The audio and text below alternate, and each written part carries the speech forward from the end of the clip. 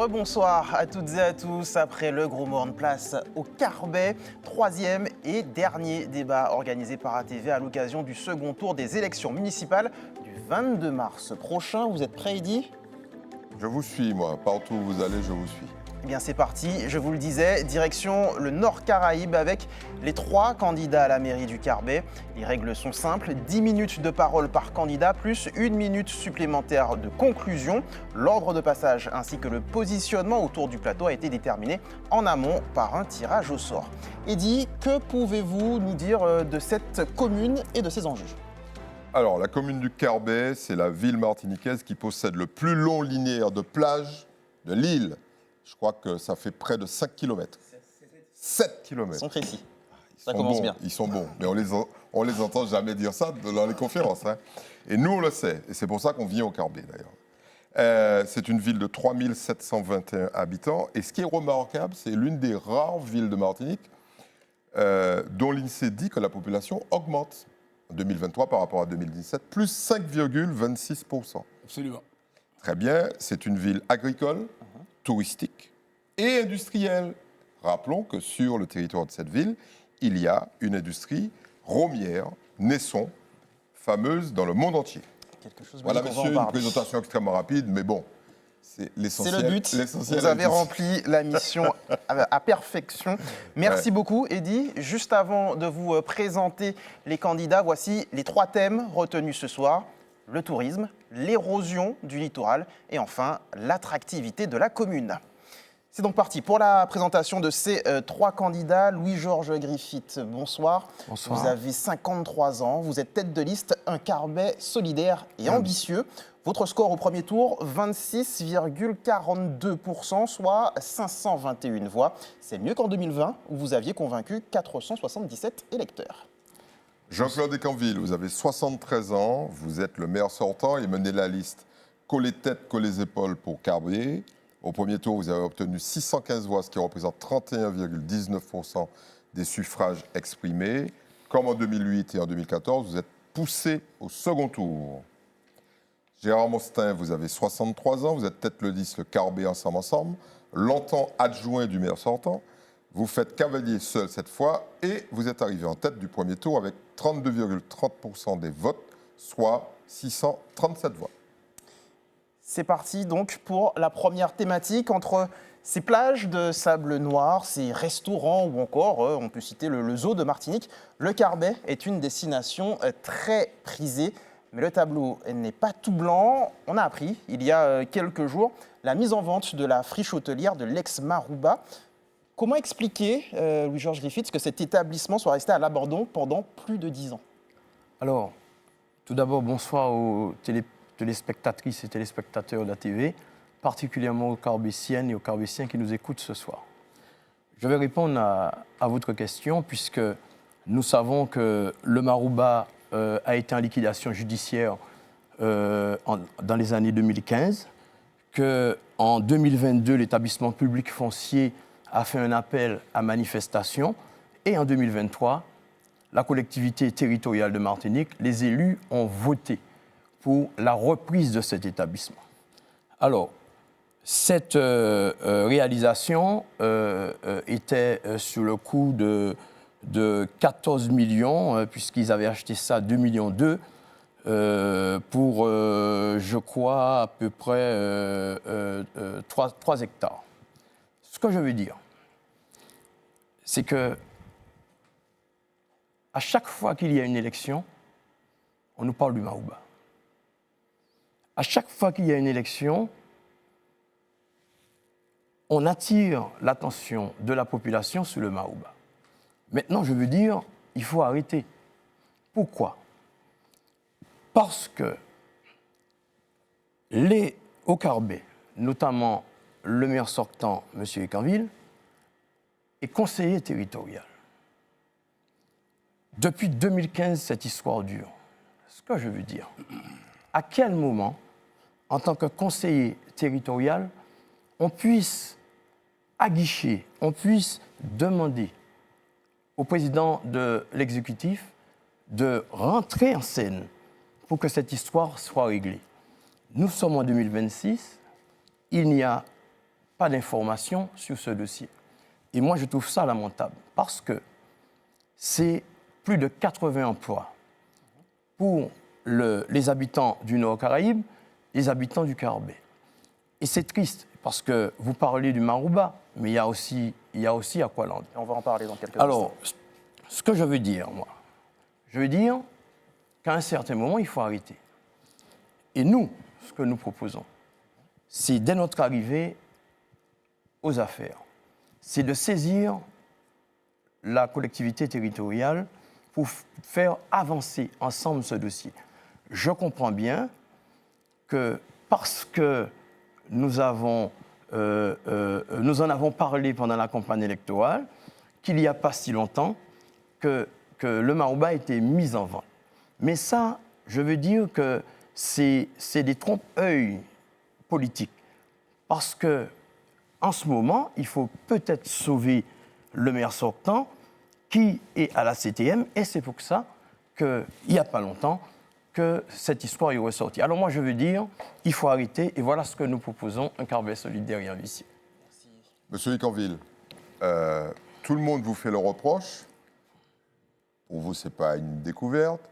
Des reproches, plutôt, au pluriel, liés à la fermeture d'un certain nombre de projets emblématiques, de structures emblématiques sur le plan touristique.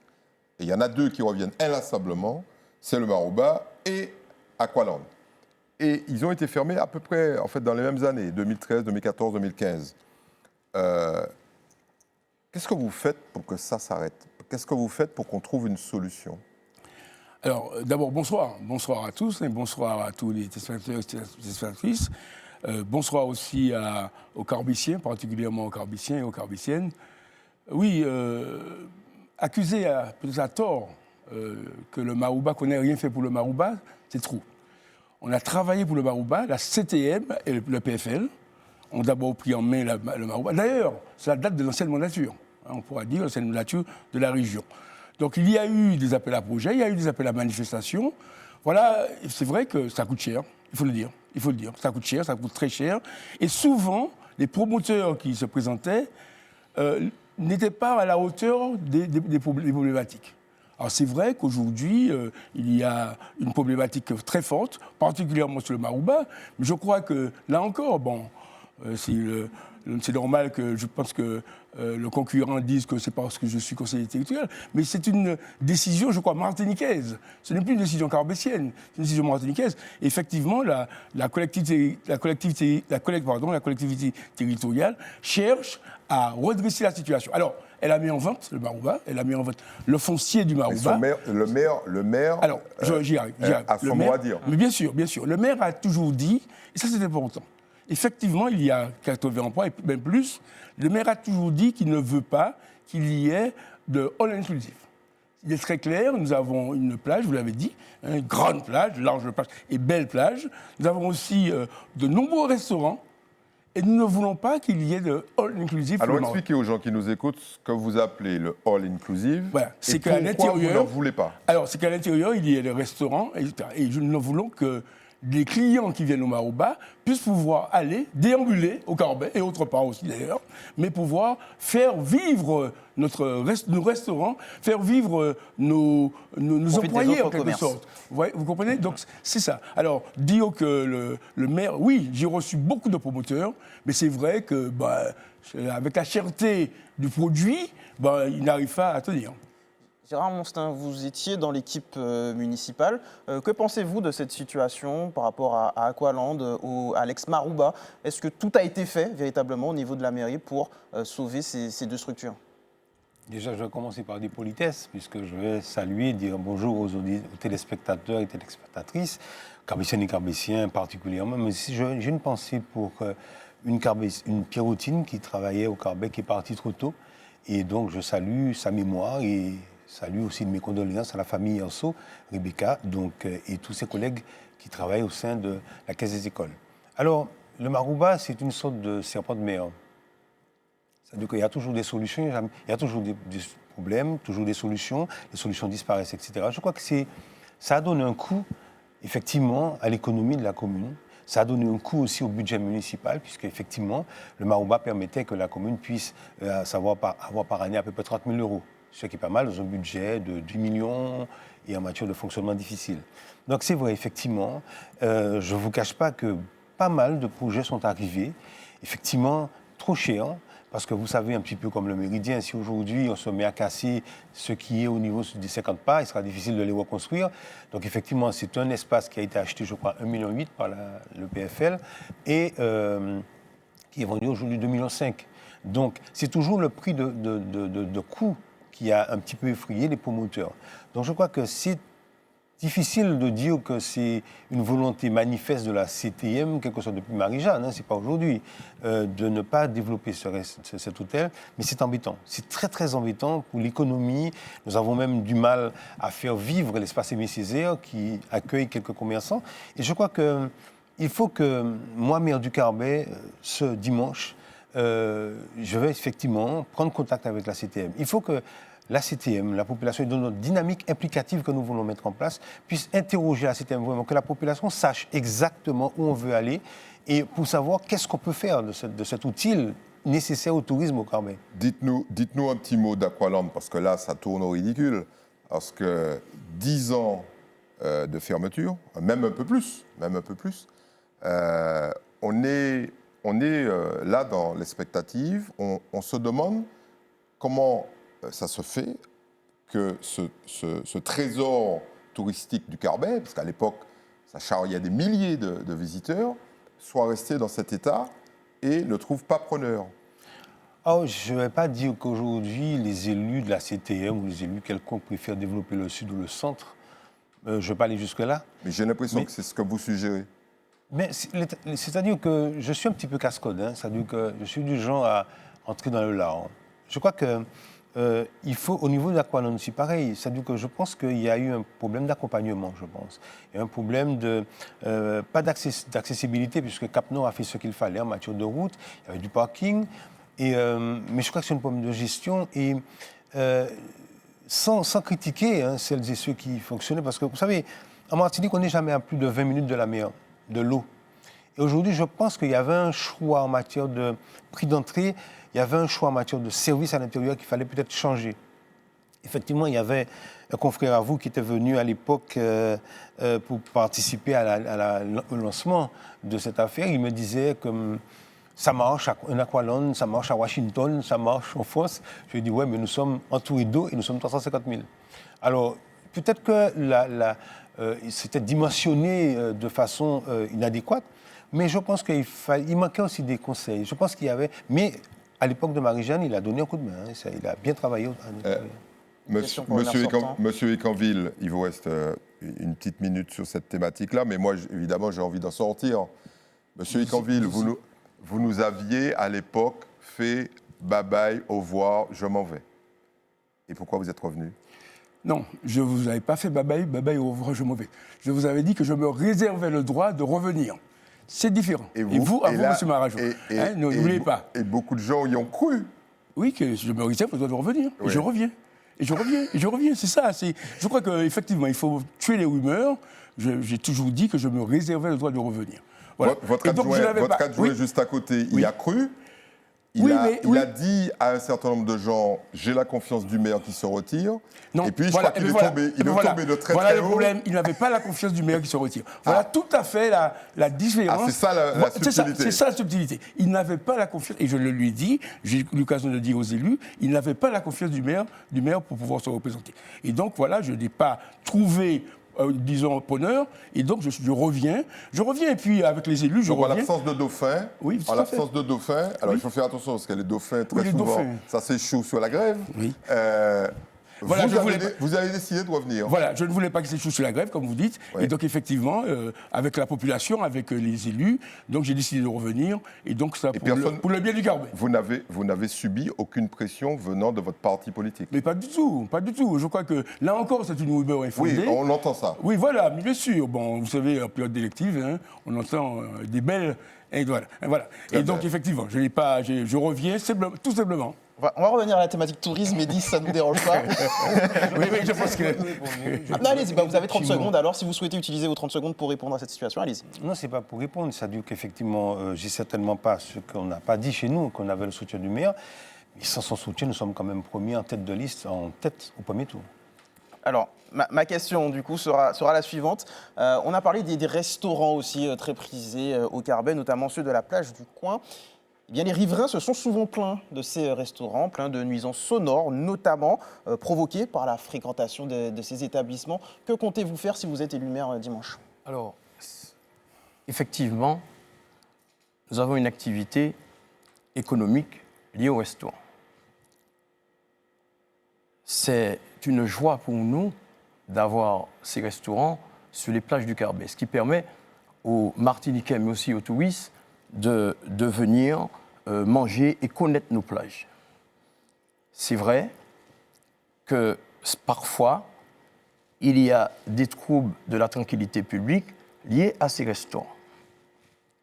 Mais quand vous êtes maire, demain je serai maire, il faut trouver le juste milieu. C'est-à-dire convoquer, faire une médiation, convoquer les restaurateurs et les riverains et trouver un équilibre. Parce que le riverain demande sa tranquillité, mais le restaurant demande aussi à exercer son activité.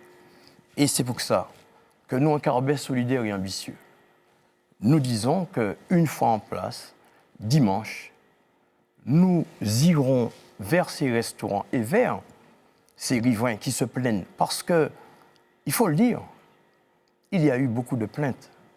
Et il faut dire aussi que la municipalité a dépensé beaucoup d'argent, de frais d'avocats. Parce que sur les requêtes au tribunal administratif, systématiquement, la municipalité est convoquée. Il faut mettre fin à ça, parce que ce sont des dépenses inutiles. Et ça, nous voulons le faire dès dimanche. Ces médiations, Gérard Monstin, n'ont pas été réalisées? Je ne dirais pas que ces médiations n'ont pas été réalisées, parce qu'il y a toujours à améliorer une situation. C'est vrai, comme dit mon camarade là-bas, Loulou, excuse-moi, Louis-Georges, il faut parler. Il n'y a pas de bon et de mauvais procès, il n'y a que des gens qui ne se parlent pas. Je crois qu'effectivement, par rapport à un voisin, copain d'une liste, c'est plus un problème de personne aussi. Je crois nous sommes dans un espace touristique, les plages. Les gens aiment venir à la plage. Effectivement, les bouts d'assiettes, on ne peut pas servir dans du carton tout le temps. C'est quand même une certaine qualité. Donc, je crois qu'il y a un problème de médiation, certes, mais je pense qu'il faut trouver le bon milieu, parce qu'on ne pourra pas sortir le restaurant de la plage et on ne pourra pas dire aux gens de sortir. Donc, on va trouver ce milieu avec le Carbet ensemble, parce que c'est pour nous, dans la dynamique implicative, que nous voulons trouver des solutions. Parce que ça a été très loin. Il y a même des restaurants qui ont brûlé. Alors, je pense pas que ce soit... On ne sait pas s'il existe un lien entre le mécontentement des voisins et les restaurants qui ont brûlé, mais il y a des doutes. Hein. Mais c'est comme les ragots, hein. On peut dire tout, hein. Tout et son contraire. Non, je ne pense pas. Non, je pense pas qu'aujourd'hui, qu'un Carbétien qui aime sa commune puisse brûler 2 restaurants. Ah non, c'est pas ce qu'on a dit. C'est parce qu'on a dit. On a dit, c'est un peu bizarre, surtout que l'un des restaurateurs avait un projet hôtelier qui, lui, a été bloqué également. Alors, vous avez du boulot si vous voulez en faire des médiations. Non, mais je suis l'ami de tout le monde. Je suis dans une dynamique implicative, c'est ensemble. Donc voilà, je n'ai pas de problème pour m'adresser à M. Econville, je n'ai pas de problème à adresser à Louis-Georges Griffith, mais je n'aurais pas de problème à m'adresser à M. Ferdinand ou au voisin, M. Moréot. Non, je pense que... Merci Gérard Monstin. On va peut-être permettre au maire sortant de rebondir également sur cette problématique. Bien sûr, merci. Oui, on oublie que la dizaine de restaurants, c'est aussi une centaine d'ouvriers, d'employés. On oublie. Alors, c'est vrai qu'il y a eu des nuisances, comme vous l'avez dit, comme M. Monstin l'a dit, on ne peut pas servir des gobelets en carton, mais sachez aussi que la municipalité a pris son rôle au sérieux. Elle a fait de la médiation, oui, tout à fait, et puis elle a demandé aux restaurants, qui sont aussi partisans de cela, elle a demandé aussi de réduire les nuisances. Vous savez, au Carbet, au week-end, c'est 1000 personnes qui arrivent. dans notre dizaine de restaurants. 1000 personnes, c'est magnifique, c'est formidable. Ces personnes font bénéficier des restaurants, mais aussi vont acheter les petites boutiques qui restent ouvertes, etc. Donc, attention. Ne parlons pas comme ça en l'air, je vais faire demain, je suis maire, et puis je ferai. Non, il faut être réaliste, il faut être pragmatique, et c'est vrai que nous avons pris la mesure de ces restaurants, et que nous discutons, voilà, c'est un maire de proximité, nous discutons avec tous les restaurateurs pour leur dire, attention, attention, attention, attention. Faites une soirée, mais ne faites pas 2 dans le mois, faites une soirée, faites-en une tous les 3 mois, arrangez-vous entre vous pour en faire une épisodiquement. Voilà, je crois que c'est ça aussi, hein, la vraie vérité, et non pas dire demain je suis maire et puis je vais arrêter, je vais faire autre chose. Je pense qu'il faut être humble de cette histoire-là parce que le Carbet en a besoin. Est-ce que des projets touristiques sur la plage du Carbet sont... Alors je sais qu'il y en a dans les cantons. Est-ce que vous allez, si vous êtes à nouveau maire, est-ce que vous allez les arrêter ou vous allez encore les promotionner? J'ai Marajo, tant que les projets... si possible.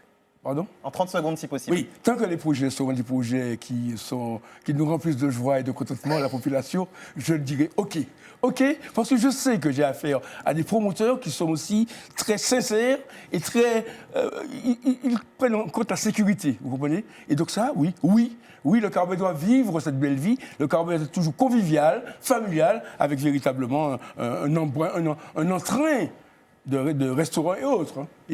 Vous avez respecté la consigne, merci Jean-Claude Descanville. On va passer donc à la deuxième thématique de la soirée qui est très liée à la première, puisqu'on parle de tourisme. Un aspect pourrait bien perturber la dynamique de la commune, c'est celui de l'érosion du littoral. On le sait, la RN2 est régulièrement et de plus en plus souvent inondée. Quelle réponse, selon vous, de la municipalité? Alors, tout d'abord, avant de répondre à votre question, je voudrais revenir sur une question qu'a posée M. Marajou sur un restaurant qui a été incendié. Et je veux à travers cela, rétablir l'honneur des Carbusiens. Il y en a 2. Hein. Et vous dire, Il y en a 2 restaurants. Et vous dire, M. Marajou, qu'au Carbet, nous n'avons pas de pyromane. Le Carbusien est respectueux des autres et il a toujours respecté aussi les entrepreneurs. Donc voilà, je voulais mettre un point sur ce sujet. Ensuite, c'était pas ça ma question. Hein. Je tiens quand même à préciser que je vous demandais s'il y avait des liens entre les protestations et le fait que 2 restaurants brûlent. C'est dommage. Vous nous dites pas de lien. Il n'y a pas de lien. Aucun lien parce qu'on l'aurait su. Voilà. Et on passe sur l'érosion du littoral. On passe sur l'érosion du littoral. Alors, sujette à la houle, aux inondations.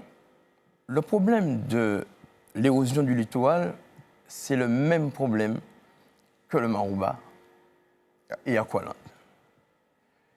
Ça fait des années que la CTM a voté les subventions pour pouvoir protéger cette RN2 contre la houle. Aujourd'hui, nous n'avons rien. Et nous nous posons la question, celle que M. Moustin n'a pas voulu répondre directement. Oui, on constate qu'il y a une différence de traitement entre le sud et le nord. Vous y allez franco? Moi, j'y vais franco. Entre le Marouba, entre Aqualand et la RN2, on se dit, mais est-ce qu'il n'y a pas une malédiction dans ce coin? Et je reviens sur les faits, puisque M. le maire est conseiller territorial, et pendant toutes ces années, 18 ans, il avait eu le temps de pouvoir sensibiliser les présidents de la CTM pour pouvoir gérer ce problème. Mais il n'y a pas que la route nationale numéro 2 et la houle. Il y a aussi le problème du collège du Carbet, qui est aussi dans les fonds de tiroir de la CTM, puisque vous savez que le collège est menacé par la houle. Et il y a quelques années, il y a un projet qui a été validé par la CTM pour déplacer le collège du Carbet. Alors, moi je me dis que le maire, que je serai demain, devra aussi s'occuper de ce problème de protection de la RN2, de la houle, aussi du collège, comme le Marouba et Aqualand. Monsieur le maire, c'est quoi la solution? Il y a des gens qui rêvent d'un enrochement. Oui. Il y a des gens peut-être un peu plus pragmatiques qui disent tout ce qui peut être déplacé, il faut le déplacer, notamment le député du Nord, parce que c'est aussi votre député, M. Marcelin Nadeau. C'est quoi la solution ? Mais la solution, c'est de ne pas arriver non plus. La solution, c'est qu'effectivement, il y a un projet, d'ailleurs qui est fait depuis ma mandature, avec un partenariat avec la CTM. C'est vrai que ça tarde, mais vous savez quelles sont les difficultés de la CTM. Donc voilà, on prend acte. Il y a un projet effectivement d'enrochement. D'ailleurs, ce projet d'enrochement avait été déjà mis en œuvre. Simplement, les roches qui étaient prévues étaient trop chères. Ouais, donc ils sont revenus et ils ont fait un appel à projet pour pouvoir trouver des roches un peu moins chères. Donc il y a bien sûr un enrochement, mais pas que l'enrochement. Nous voulons de l'enrochement sur cette partie du littoral, mais nous voulons de l'enrochement aussi avec une promenade. Vous voyez, conserver la biodiversité, conserver. Et puis surtout que là-bas, il y a la Seine. Et puis, je voulais dire aussi qu'il n'y a pas que la RN2, M. Marajou. Vous y passez, mais il y a aussi l'intérieur. Des plages.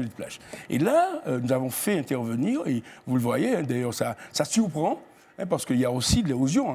Elle n'est pas que sur la RN2. Nous avons fait intervenir une association qui s'appelle RECC, la Restauration écologique et du Carbet, pour pouvoir préserver nos plages, pouvoir replanter pour pouvoir préserver nos plages. Et donc, effectivement, voilà un peu ce que le maire fait, et pas le maire futur. Nous agissons actuellement. Nous agissons parce qu'effectivement, nous pensons que la CTM prendra acte qu'à un moment donné, il faut mettre cet enrochement, surtout que cet enrochement présage aussi Vous avez une idée du budget ? Je n'ai pas idée du budget puisque c'est la CTM, mais je sais que ça a coûté très cher. D'après ce que m'a dit le directeur général, ça coûte très cher. Il ne m'a pas dit, puisque effectivement c'est privé, c'est CTM. Mais simplement la partie association, là, c'est avec les partenaires que nous avons réalisé cette allée de revégétalisation de la place du Carbet. Et ça, c'est aussi un aspect très important pour le Carbet. Gérard Monstin, Eddy Marajou parlait d'enrochement, mais aussi de tout déplacer. Ma question est la suivante. Faut-il repenser complètement l'aménagement du Carbet, fuir ce littoral et développer des choses peut-être plus dans l'intérieur des terres ? Alors, dans les intervalles, j'ai entendu que M. Campbell a dit ce sera pour le maire futur. Je ne sais pas s'il pense ne pas être élu. Moi, je vais dire aujourd'hui, nous ne pas qu'à barrer la main. Je crois qu'aujourd'hui, cette idée de Malécon qui est là depuis, c'est comme un serpent de mer, on ne pas faire de jeu de mots. Beaucoup de serpents de mer. Oui, parce que... C'est le Malécon 2, ça. Voilà, non, on ne peut pas. Aujourd'hui, si on défend la Seine, on est un petit peu écologiste, on ne peut pas essayer de barrer la mer, mettre des enrochements. Je crois qu'aujourd'hui, nous avons une route touristique qui contourne le bourg. Je crois qu'aujourd'hui, il faut qu'on mette l'accent là-dessus. La mer qui est montée, quel que soit ce qu'on fera, la mer montera. La mer passera à la nationale numéro 2. Donc faisons en sorte que, quand il y a houle, les gens se mettent à l'intérieur des terres, les habitations, etc. Les restaurateurs, effectivement, à un moment donné, il faudra trouver du recul. Mais surtout pour la route, travailler sur la départementale 62 et faire en sorte qu'une fois qu'il y a la houle, les gens avec les camions, parce que là, les camions ne passent pas, il y a le pont de Lens-la-Touche qui est très fragile, qui est un monument historique. Non, je crois qu'il faut parler autrement, travailler autrement sur les 10-15 années à venir. Mettre Malécon, c'est 6 mètres dans la mer, c'est du béton, c'est beau de le dire, C'est très free, c'est très place to be, mais non, il faut travailler au contournement du bout depuis Lens-la-Touche pour arriver au niveau de la station. Vous annoncez là une très mauvaise nouvelle à tous les restaurateurs et à tous les gens qui vivent sur ce littoral. Mais on ne peut pas, nous ne pas qu'à barrer la main, monsieur Marajou. Non, attendez, c'est pas, il ne faut pas rêver. J'ai connu la mer, j'ai 63 ans, donc j'ai connu la mer, mais vraiment, on faisait des équipes de 15, des camps de 15 pour jouer l'après-midi. Aujourd'hui, on ne peut pas faire un couloir de 2 personnes. C'est que on ne pourra pas se battre comme la mer, ce n'est pas la peine. Donc aujourd'hui, il y a Mme Etinov qui est dans mon équipe et qui a travaillé énormément avec la Sommaire pour revégétaliser parce qu'il faut ralentir l'érosion, ralentir la perte de sable. Il y a les associations qui travaillent là-dessus. Le Rotary Club qui travaille aussi dans tout le Nord. Donc je crois qu'il y a des solutions un petit peu palliatives, mais la solution qu'il faut, c'est contournement du bout, parce qu'au Carbet, nous utilisons à peu près 17% du terrain agricole. Peut-être qu'il faudra parler avec la Sopama, voir comment on peut aller dans l'intérieur pour faire cette route et permettre le contournement du bout. Alors, Georges Griffith, ce que je vous propose, Eddy, c'est qu'on passe à la dernière thématique, Ouais. qui va vous permettre de vous exprimer sans doute sur la question, puisqu'on va parler maintenant de l'attractivité. C'est le dernier sujet de ce débat. On a beaucoup parlé tourisme, restauration. Quels peuvent être les autres atouts du Carbet? Alors, avant de répondre à votre question, je veux revenir sur cette histoire de protection de la RN2. J'entends des projets de revitalisation de plages, etc. Mais ce que je veux dire ce soir aux Carbéciens et aux Carbéciennes, que ça fait quand même 18 ans que ça dure. 18 ans pour réfléchir à quelle forme qu'on donnera à une roche. 18 ans. Est-ce qu'il faut encore 6 ans supplémentaires et revenir encore aux élections dans 6 ou 7 ans pour reposer cette même problématique de houle? Il faut que les discours soient clairs. J'ai entendu, mais il faut que ça s'arrête. Mais votre positionnement, vous ne nous avez pas dit si vous êtes pour ou contre une protection du littoral à travers un enrochement. Mais bien sûr, il faut le faire, M. Marajou. Donc vous vous opposez à Bien sûr, il faut le Monstein. faire, M. Marajou, parce que les habitations sont en danger, parce que nous n'allons pas déplacer des centaines et des centaines d'habitants comme ça du jour au lendemain. Il faut, dans un premier temps, faire cet enrochement, ce projet qui est là depuis 18 ans. Et donc poursuivre le développement sur le littoral. Il faut poursuivre le développement sur le littoral. Maintenant, vous me parlez d'attractivité. Le Carbet est une commune tournée vers la mer. Une très belle commune. Vous l'avez dit, 7 km de plage. Il faut, au-delà du tourisme, qui a été repris par la compétence Cap Nord, créer aujourd'hui un bureau du tourisme au Carbet pour pouvoir valoriser nos sites. Parce que des sites, nous en avons. Des patrimoines, nous en avons. Puisque ce Carbet, par les maisons traditionnelles, donne aussi son charme au Carbet. Et puis, il faut accompagner aussi les marins-pêcheurs pour développer des activités liées à la mer. Ramener du monde sur le Carbet. Il Merci. faut accueillir aussi nos entreprises pour pouvoir développer plus d'attractivité. Voilà Merci, ce que Louis-Georges nous, on Griffith. propose. Eddy. Monsieur le maire, vous avez déclaré la guerre, semble-t-il, à la distillerie Nesson. Je mets des guillemets à guerre. Hein. C'est beaucoup de guillemets. Pourquoi on en est arrivé là? Parce que j'ai bien l'impression que J'ai pas- ça aurait pu être réglé avant que les hostilités commencent, parce que je crois qu'on va même au tribunal, pour la réhabilitation d'une voie communale. Est-ce que vous aviez vraiment besoin d'une voie communale supplémentaire? Tout à fait, monsieur. J'y reviendrai. Mais effectivement, on a été au tribunal et la collectivité a gagné. Hein, c'est tout à fait clair. Hein, la collectivité a gagné. Je n'ai pas de guerre à faire avec l'entreprise dont vous parlez. J'ai reçu la patronne 3 fois. Nous avons trouvé un terrain d'entente. Et puis, bon, c'est parti, effectivement, en guerre. Je n'ai pas tout à fait compris pourquoi. En tous les cas. C'est pas son discours, hein? Oui, mais bien sûr, Ouais. Mais vous comprenez bien. Et les parties Il prenantes. y avait une crainte pour l'appellation bio des Voilà, cannes à mais sucre. tout à fait. Il n'y a pas de crainte puisque la route qui a été faite en respectant la canne. Elle a été faite en respectant la canne. Je vous invite à y venir. Vous verrez. Et puis, il faut vous dire, il y a une centaine de personnes qui habitent sur cet emplacement, à Belfond. Comment je reçois tous les jours, je monte tous les jours, je suis le maire de proximité, et les gens me disent, mais monsieur dit, mais si amortissement, si l'automoyen, on finit d'acheter là, ça c'est qui ça? Vous comprenez bien qu'il fallait faire quelque chose, en respectant la biodiversité. Si je vous ai parlé tout à l'heure de la revitalisation de la plage, la revégétalisation de la plage, c'est qu'au Carbet, nous sommes véritablement tournés vers la biodiversité. Et donc, nous avons respecté les cannes et nous sommes en train de faire une route à plusieurs plans en plusieurs plans, et puis qui Même respectent... si vous passez à 20 cm des chais. Parce qu'il y a les caniveaux, qui effectivement qui respectent, qui permettent l'écoulement des eaux, etc. Mais la distillerie dont vous parlez n'a rien à dire de ce problème. Mais c'est vrai que, bon, je crois que, vous savez, l'intérêt général n'est pas la somme des intérêts particuliers. Hein.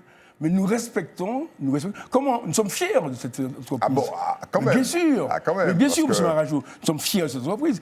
Et on le sait. On le sait. Ils le savent. Mais vous savez que les menaces sur ces entreprises ont été multipliées tout au long de ces dernières années. Oui, mais- Et on n'a pas forcément senti que vous étiez à côté de cette entreprise. Je suis à côté de l'entreprise, je suis à côté aussi des habitants. Je suis à côté de l'entreprise et Les des habitants, habitants. il semblerait qu'ils aient une route de sortie un peu plus haut. C'est la route qui monte. Oui, non, mais en haut, il y a une route. Mais non, monsieur, c'est la route qui monte, la route de Belfond. Ouais. Et donc, soyons justes dans ce process. Hein, soyons justes. Il y a effectivement à respecter la Cannes. Nous la respectons, sans quoi nous aurons perdu ce procès. Nous la respectons, mais simplement, nous voulons aussi donner aux habitants le moyen d'être dans le bien-être. Merci, C'est- Jean-Claude c'est- Écanville. C'est véritablement valorisant Gérard pour la Moussin, commune. Vous êtes le dernier à ne pas encore être encore intervenu sur cette question de l'attractivité. Eddy Marajou le disait, hein, la ville du Carbet a gagné des habitants ces dernières années. Preuve finalement qu'il y a peut-être une dynamique qui a été 200 mise en place. habitants. Donc 200 c'est pas me habitants, dire, comme dit vous le l'avez maire. dit, monsieur Marajou. C'est pas me dire. Je l'ai souligné, Oui, absolument. Mais C'est à souligner. c'est M. Monstin qui doit parler, là. Oui, bien sûr. Gérard Je Moussin, vais pas 1 secondes tout à l'heure à la fin. dans votre- Je vais essayer de quelques secondes. Il n'y a pas de souci. Dans votre programme, Gérard Moussin, on parle notamment d'accompagner les entreprises qui souhaiteraient s'installer sur le territoire. Absolument. Alors, déjà pour la distillerie des sons, on est d'accord, nous, Corbier ensemble, pour la route de Belfond. Mais seulement, je pense qu'il n'y a pas eu cette implication, cette écoute d'abord. Comme je l'ai dit au départ, il n'y a pas de bon et de mauvais procès. Il n'y a que des gens qui ne se parlent pas. Et je pense que ce problème-là, on ne serait pas sur le feu de tous les chefs d'entreprise de Martinique qui ont dénoncé cela. Et c'est dommage, parce que je suis conseiller municipal, maire adjoint, jusqu'à dimanche. Vous pensez que ça a un impact sur le plan électoral, cette affaire? Moi, en tout cas, je soutiens la route de Belfond et je dis qu'on aurait pu trouver une solution avec la distillerie parce que je crois que c'est quand même le premier rhum bio du monde. C'est quand même une visibilité pour le Carbet, on parle d'attractivité. Alors, concernant les plages, les restaurants, pour ne pas trop m'attarder sur les rhums, parce que nous avons un deuxième rhum, hein, Fusion Caraïbes, je pense qu'il ne faut pas continuer à investir la plage. Nous avons déjà des problèmes avec la DEAL. On ne pourra pas mettre d'autres restaurants sur la plage. Par contre, nous avons un arrière-pays formidable. Nous sommes dans le bien, en tout cas au bord du bien UNESCO. Je crois que nous avons l'intérieur des terres. On parlait d'Aqualon. Dans tout cet espace, qu'il soit terrain privé ou terrain public, nous pouvons créer cette dynamique. Et nous avons 2 jeunes qui m'ont proposé des projets autour des arbres, de restauration, etc. Je crois que la plage, mais aussi l'arrière-pays est formidable. Donc aujourd'hui, il y a je ne vais pas inviter aux gens d'aller au toboggan pour qu'on ne puisse pas dire que j'invite des gens dans l'illégalité. Mais nous avons des espaces, nous avons la rivière, nous avons des choses à développer. Et l'attractivité du Carbet, c'est ça aussi. Les plages, on mange déjà bien, vous le savez, messieurs les journalistes, mais nous avons l'arrière-pays, nous avons les artisans qui sont là. Nous avons des manifestations à réaliser comme on a réalisé la fête de la soupe le mardi. Il y a des choses à faire, pas seulement le bord de mer. Et je maintiens que l'enrochement, ce n'est pas la solution pour la protection du littoral. Alors on va faire un petit topo au niveau des chronos. Eh bien, vous avez tous atteint 9 minutes. On vous en a promis 10. Donc vous aurez donc 1 minute supplémentaire pour parler de ce sujet de l'attractivité. Gérard Moussin, vous avez commencé à parler de culture. Vous êtes un ancien animateur culturel. Faut-il aussi mettre plus de choses en place à ce niveau-là et pas forcément se cantonner à l'aspect touristique de la ville ? Absolument, la culture, c'est ce qu'on retient quand tout s'en va. Donc oui, absolument, parce que, par exemple, dans mon projet, rapidement, je souhaite demain matin, moi, maire du Carbet, faire en sorte que toutes les communautés nous invitent un jour dans l'année, un week-end dans l'année, à leur style de vie, à leur culture. J'ai sur ma liste, par exemple, monsieur de Metz, il est de l'Alsace, ben pourquoi pas découvrir la choucroute, etc. Pendant un week-end, on a des Saint-Luciens, des Dominicains, des Haïtiens, la soupe Joumont, le jour de l'an, etc. Je crois que ça aussi, la culture, c'est ce qui rapproche. C'est ce qui donne envie de connaître l'autre. Alors, tout le monde n'a pas la possibilité de voyager, surtout que c'est l'avion qui a tombé ces jours-là souvent. Non, je crois qu'aujourd'hui, il faut faire en sorte que le Carbet soit ce Carbet, justement, cet espace où on se retrouve pour parler culture, pour parler avec toutes les communautés qui existent au Carbet, qu'elles soient cubaines, qu'elles soient haïtiennes, qu'elles soient saint-luciennes, qu'elles soient dominicaines. Et c'est ça important. Pour nous, c'est cela. Travailler donc dans une dynamique d'application, vivre avec l'autre, c'est formidable. Monsieur Griffith, dans votre ville, il y a des centaines de passages de camions. Vous êtes un passage obligé pour toutes les, on va dire, les transports, pour tous les transporteurs de sable, de gravier, etc. Il y a des gens au Carbet qui disent ça suffit depuis des années. Alors pire à Saint-Pierre, mais au Carbet aussi. C'est une problématique que vous avez en tête, sur lesquelles vous avez des solutions? Parce qu'on a souvent parlé de barges, etc. Ça revient et c'est en train de monter là. Avant de vous répondre, M. Marajou, je En vais une minute, revenir hein. sur une question. C'est la question de la culture. Aujourd'hui, j'entends parler de culture. Sauf que nous avons eu un office municipal d'action culturelle et sportive qui a été liquidé. Et le maire, c'était bien le maire sortant, et le président de cet office, c'était bien l'adjoint qui est face à moi. La culture, oui, il nous faut de la culture. Et dans notre projet, nous allons promouvoir cette culture. Il vous reste quelques secondes, parlez-moi des camions. Je vous parle des camions. C'est un sujet qui fait débat depuis des années, vous avez raison. Moi, depuis petit, nous sommes dérangés par les nuisances liées aux camions et à la poussière. Il y a eu des solutions de barge jusqu'à Bellefontaine ou Casse-Pilote. Ça a échoué parce que les transporteurs, ils ne sont pas d'accord. Mais cette question, M. Marajou, est due depuis longtemps. Il faut bien une solution un jour. Il faut bien que la CTM trouve le moment pour asseoir les transporteurs, asseoir les riverains et trouver une solution. Merci, Louis-Georges Merci Griffith. beaucoup. Vous avez atteint votre temps de parole. Jean-Claude Descanville, Oui. une minute également pour vous, Oui. pour réagir peut-être à ce Oui, qu'on oui, sait bien. absolument. Parce que Cet office la culturel qui culture, aurait- mais c'est l'essentiel d'une vie, l'essentiel d'un peuple. Un peuple ne peut pas durer s'il n'a pas de culture. Et vous pouvez le dire que le Carbet est en avant de cette culture. Avec sa médiathèque où il y a 10 000 livres, c'est formidable. Nous avons souhaité, dans nos animations, nous avons souhaité que la culture soit un des premiers plans du Carbet. Regardez, c'est la seule commune où il y a les arts du cirque. 3 000, 4 000 personnes arrivent au Carbet. D'ailleurs, ça va revenir là bientôt. La décaler, le sport, la culture. Mais c'est extraordinaire. Et c'est ça, oui, c'est une forme d'attractivité. Et c'est ça qui permet aussi à notre commune d'être vivante. Et n'oubliez pas, M. Marajou, vous l'avez dit, et merci de l'avoir dit, qu'il y ait 200 encore personnes qui sont venues agrandir la collectivité, la ville. Oui. Et pour respecter complètement le temps de parole, il vous reste 30 secondes, Gérard Monstin. Sur cette question de la culture, on a entendu Louis-Georges Griffith dire que vous étiez à la tête d'un organisme culturel qui aurait été liquidé. Oui, c'est vrai absolument. J'ai tenu à liquider cette association parce que quand j'ai eu la présidence accordée en 2008, j'ai alerté sur des difficultés financières, sur des dépenses mal dirigées. Et je dirais, entre guillemets, en sourdine, j'ai dit non. Je pense qu'il ne faudrait pas aller plus loin et j'ai demandé la liquidation. Parce que je crois que nous avons des associations qui bougent et je crois qu'aujourd'hui, l'office municipal, il fallait financer à des finances publiques qui ne pouvaient pas arriver. Donc il fallait arrêter. Merci beaucoup, Gérard Monstin. C'est l'heure déjà de la conclusion. Je rappelle que vous avez 1 minute pour vous adresser aux Carbétiennes et aux Carbétiens. On débute dans le sens inverse du tirage au sort réalisé avant le début de l'émission. Gérard Monstin, c'est donc à vous. 1 minute face à la caméra. Chers Carbétiennes, Carbétiens, on ne nous attendait pas à cette victoire du premier tour. Je crois que vous avez jugé notre programme, vous avez jugé nos jeunes. Certaines sont venues nous critiquer, nous dire que nous avons des jeunes inexpérimentés. Mais ils n'ont pas pensé que nos jeunes n'ont certainement pas de cheveux gris, mais ils ont de la matière grise. Et qu'aujourd'hui, dans notre dynamique, ce n'est pas aller pour virer. Quand les jeunes s'investissent, nous les aurait été. Donc alors, continuez à nous faire confiance. Donnez-nous cette force que vous nous avez donnée au premier tour. Vous imaginez donc des jeunes, 22 nouveaux en politique, qui sortent vainqueurs d'un premier tour contre le maire, contre les autres candidats. C'est formidable. Je crois qu'aujourd'hui, vous nous avez encouragés à continuer.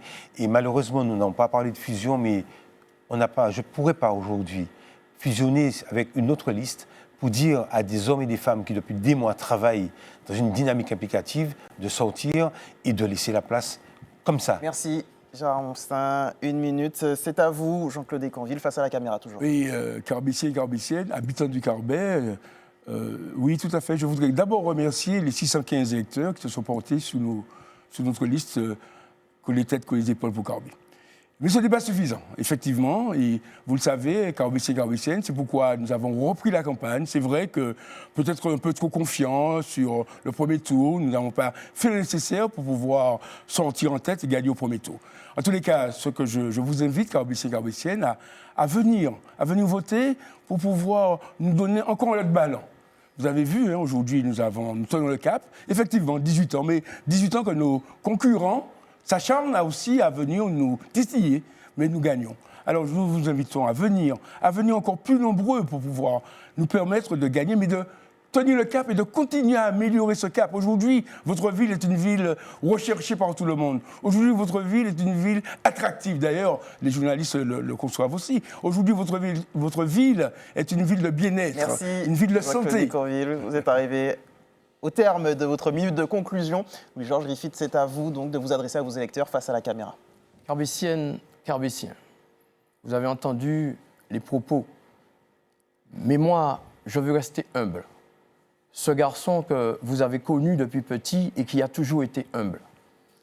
Et à travers cela, je veux remercier les 521 électrices et électeurs qui ont porté leur suffrage sur ma candidature et celle de mon équipe, un Carbet solidaire et ambitieux. Je vais m'adresser ce soir aux personnes âgées, aux quartiers, aux jeunes. Vous qui disiez que vous avez été abandonnés, exclus pendant 18 ans, je veux vous redonner espoir. Et cet espoir, c'est l'espoir du changement. Je veux être un maire de proximité. Je veux pas être un maire de confort ni un maire de canapé. Je veux être un maire proche de sa population, un maire carbissien, parce que le carbissien porte la proximité dans son cœur.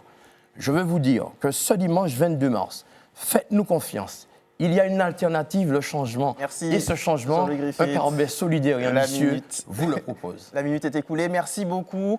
Nous arrivons au terme de ce débat entre les 3 candidats à la mairie du Carbet. Merci, messieurs, d'avoir répondu à notre invitation. Eddy, merci beaucoup encore une fois pour tous ces débats. Merci. Merci à vous, chers téléspectateurs, de nous avoir suivis. Vous pouvez retrouver ce débat et tous les autres en replay sur notre plateforme ATV+, ainsi que notre chaîne YouTube.